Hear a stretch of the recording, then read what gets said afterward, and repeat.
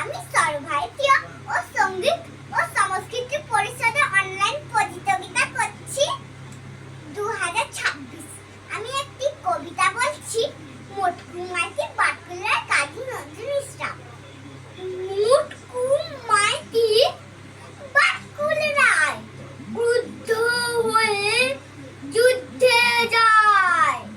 বেটে খাটো